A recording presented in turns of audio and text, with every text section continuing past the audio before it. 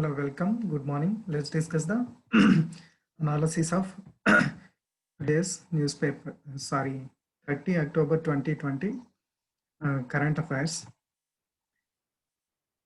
First thing is the index of 8 core industries have came out. What are these all about? 8 core industries, and what is the index of 8 core industries? The index of 8 core industries has been released by the Office of Economic Advisor under the Department of Promotion of Industries and Internal Trade. This comes under the Ministry of Commerce and Industry. Thus, Ministry of Office of Economic Advisor comes under the Ministry of Commerce and Industry. He is the economic advisor to the Government of India. The index shrinked by 0.8% for this month of September 2020. What are the 8 core sectors of the industry? First one is crude oil, natural gas, refinery products, cement, coal, electricity, steel, and fertilizers. These are the 8 core sectors. What is the performance of these core sectors? The loss of these sectors has been seen in crude oil, natural gas, refinery products, and cement. Mainly in the oil sector, global oil sector and refinery products, and in the cement, the loss has been taken place due to the stopping of the construction activities due to the COVID lockdown, and also due to minimum movement of the vehicles during the COVID movement. The crude oil prices have been decreased, decreased, and also due to the global tensions regarding the Arab countries regarding all this, the crude and the fight between the US and the Russia oil competition. These are the things regarding the loss of the oil prices are reducing the oil prices. Coming to the positive growth has been observed in coal, electricity, and steel, which have seen a good growth, whereas consistent growth with the imposition of the lockdown, there is no change in its growth. The stabilized growth has been observed in the industry of fertilizers. Coming to the cumulative growth, what is the cumulative growth? Means a percentage of increase over a set period of time. The growth percent over a set period of time is called cumulative growth. It is used to measure growth in the past. That's why it is used to set the targets regarding the population and socio-economic context, all these things. Next, coming to the IIP, that means Index of Industrial Production. What is this IIP? It is published by NSO, National Statistic Office, under the Ministry of Statistics and Program Implementation. This is important. Who published the Index of Industrial Production? That's all. And coming to the Hirakud Dam, it is built across the Mahanadi River, which is 15 kilometer long in Odisha. In the back side of this Hirakud Dam, there is Hirakud Reservoir. It is the India's first multi-purpose river valley project, which was constructed just after the independence, 1947, August 15. And why is this in news? Hirakud Dam means there will be some families have been replaced for the construction of the Hirakud Dam expansion. Regarding this, the Hirakud Dam was in news. Coming to the sixth schedule of the Constitution, which protects the tribal populations and provides the autonomy to the communities of the creation of by the creating autonomous development councils. It protects tribal population by creating of autonomous development councils and providing autonomy of these districts to the tribal populations. Why is this in news? Means due to the tensions in the LAC, Ladakh border tensions, and the tribal population in these areas have been affected in a large scale.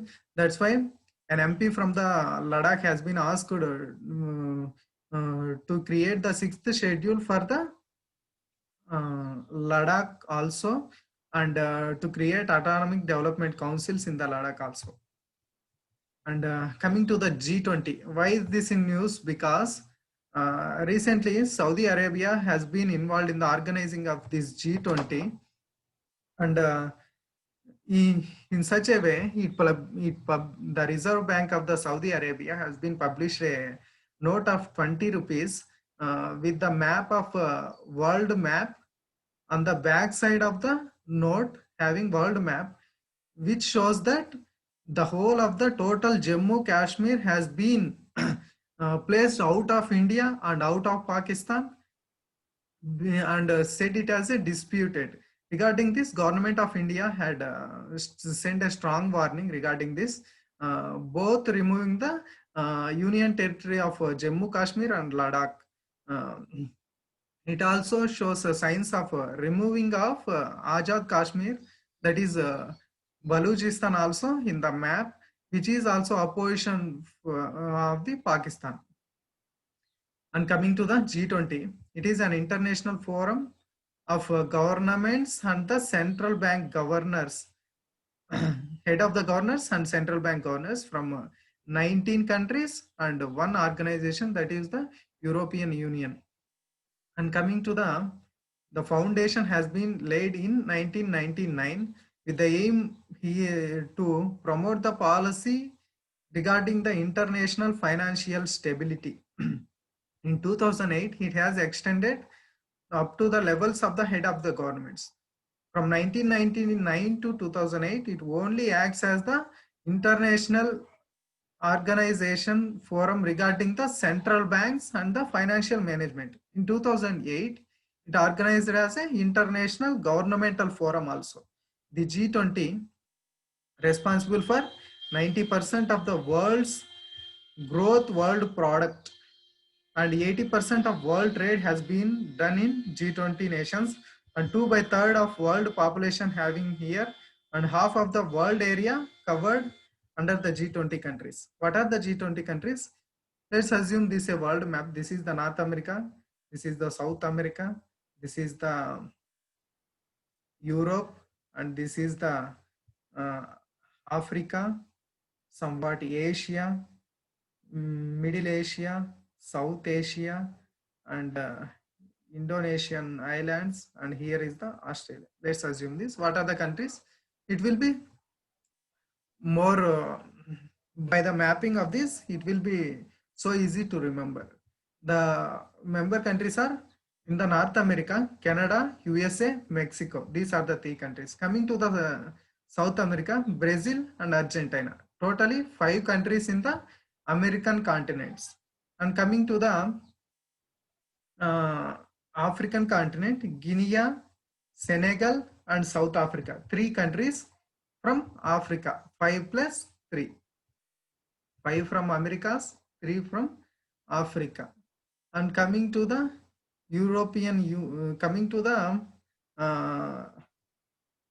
this is a, let's see, Asia, Russia, Turkey, Saudi Arabia, China, People's Republic of China, India, these are the 5, Japan 6, South Korea 7, Vietnam 8, Singapore 9, Indonesia 10, Australia 11.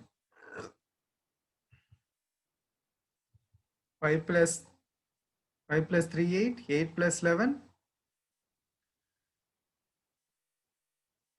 11 plus 8 19, and 1 European Union, thus covering whole of the 19 countries and European Union.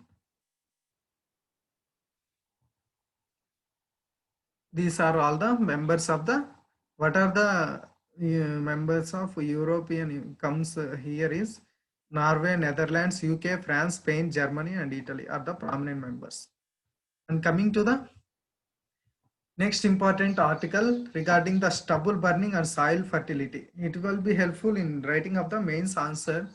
Stubble burning, a practice started only after with the advent of the green revolution and mechanized harvesting only after 1980s. And in this mechanized harvesting, there will be used combining harvesting technique, which is a process which is not that efficacy, and machines left 1 feet tall stalks of the paddy plant while cutting the paddy plants. That means almost they've only cut the paddy rice only, removing the stalks behind in the field only. This prompted the stubble burning, and a low cost and speedy solution for them farmers available there, because they left only with the 20 to 25 days for the another sowing season for their paddy. Before 1980s there will be no stubble burning. The remained debris used to till back into the soil after harvesting, which made the soil more fertile. After the advent of the mechanization and green revolution, the stubble burning has been started. What is the environmental impact? It is predominantly practiced in North India. It releases so many harmful gases such as nitrogen oxides, NOxes, and carbon monoxide, which affect the health in a large way and release vast smoke blankets across the Indo-Gangetic Plain and neighboring states of Delhi, Punjab, and Haryana, directly exposing millions of the people to the air pollution. As per Terry report, that is the Energy and Resources Institute in 2019, this air pollution in this area is 20 times higher than the normal threshold level, which is prescribed by the World Health Organization. That is 20 times more pollution than the prescribed value of the WHO in this area. The stubble burning has deleterious impacts on the soil fertility due to the burning. They destroys the organic fertilizers such as nitrogen, so and so oil content, nitrogen contents in the soil, and reduces the groundwater levels also. In situations like in this pandemic, it makes the pollution makes the lungs weaker by the pollution, and make the people more susceptible to the uh, diseases such as COVID-19. And what are the restrictions regarding this stubble burning? In 2013, Punjab government banned the stubble burning. In 2015, National Green Tribunal make a ban on stubble burning in the states of Rajasthan, Uttar Pradesh, Haryana, and Punjab. And the state, it said that state governments to have assist the farmers in providing some of the facilities such as happy seeders and rotavators, etc. And stubble burning become an offense under section 188 of Indian Penal Code, and under the Air Prevention and Control of Pollution Act 1981 also. And recently the Supreme Court appointed one-man committee to monitor the stubble burning activities in the states of Punjab, Haryana, and Uttar Pradesh. What are the steps regarding this improvement of the reducing the air pollution and improving the air quality has been taken place?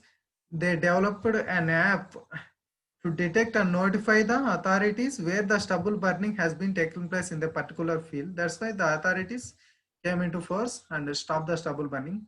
The central government ordinance recently set up permanent body commission. This is the committee, permanent body commission for the air quality management in the Delhi area, national capital region, and using of the Pusa decomposer. What is this Pusa decomposer? It is a set of 4 tablets which is having extracts of the fungal strains. Help the paddy straw to decompose easily without the burning. It is a new revolution in the farming. It has the potential to reduce both the air pollution and increase the soil fertility as well by decomposing the fertility added to the soil. Regarding the Commission for Air Quality Management in the National Capital Region, the President recently signed the Commission for Air Quality Management in NCR and Adjoining Areas Ordinance 2020. This is an ordinance, not a bill. The ordinance set up a statutory authority, that is Commission for Air Quality Management in NCR and adjoining areas. This is the commission, and through this ordinance, center dissolved and take away the rule out of the EPCA for NCR. Thus, EPCA came out of the force. Thus, the new commission entered the force. This EPCA stands for Environmental Pollution Prevention and Control Authority, set up by the center in 1998 by the Supreme Court order regarding the MC Mehta versus Union of India 1998 case regarding the air pollution, saying their environment as a fundamental right.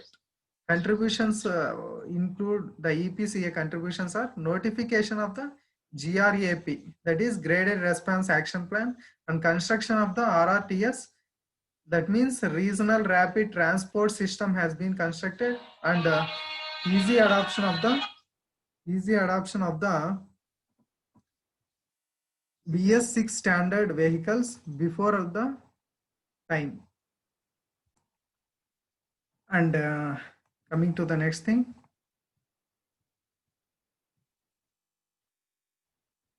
EPCE, through this ordinance, the commission has accorded a overreaching body of the EPCN to consolidate all monitoring bodies into this commission, that is CPCB and state pollution control boards. All are above all is this commission, which acts as the head body for this pollution management. The EPCA thus dissolves, and composition of this newly constituted commission having a chairman who is the secretary to the government of India or chief secretary of a state. The members include several ministers from several ministries, from the members of the several ministries, and representatives of several stakeholders of different states, and experts from the Central Pollution Control Board, and experts from the ISRO also included. Coming to the next thing, that is periodic labor force survey report. It is the India's first computer-based survey. It was published by the NSO, National Statistic Office, from the 2017 on the recommendation of the committee of Amitabh Khandu. The PLFS, that is a periodic labor force survey, has twofold objective. One is both estimate the key employment and unemployment indices. What is the difference in these two means both are published the employment and unemployment indicators. Then what is the difference is here the indicator published only in urban areas and time period only in the CWS status. What is the status means current weekly status only published, that is before by taking the reference of last 7 days it published. And coming to the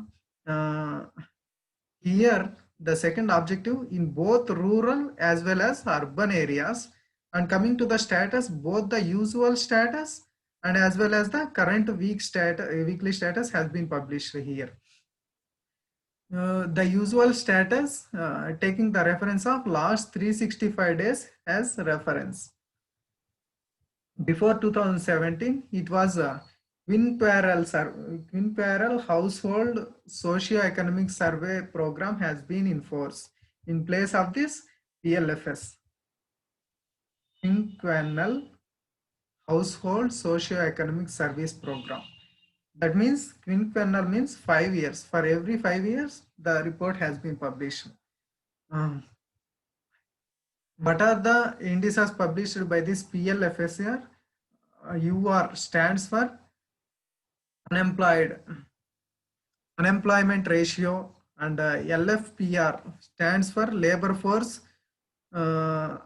population ratio, WPR working population ratio, and regarding the activity status, total labor force by the percentage of total unemployed in the total labor force is the unemployed rate. Sorry, this is in the reverse manner. And coming to the LFPR, labor force, total labor force of that population by total population and that is the percentage of this LFPR. And WPR, the total number of employed persons by the total population. And activity status, taking the reference period. Usual status taking the reference period of last 365 days, whereas current weekly status CWS taken the reference period of last 7 days. That's all. And coming to the next thing, jute. Because of this news, recently Cabinet Committee on Economic Affairs headed by the Prime Minister mandated to pack the food grains in only jute bags. Mandatorily, 80% of food grains and 20% of sugar has been packed in these jute bags. Coming to the jute, the temperature ideal for the jute production is 25 to 35 degrees centigrade and rainfall is 150 to 250 centimeters, and soil is a well drained alluvial soil for the well production. And what are the top producing states is West Bengal is the top producing state, then Bihar, then Assam, fourth Andhra Pradesh, fifth Odisha.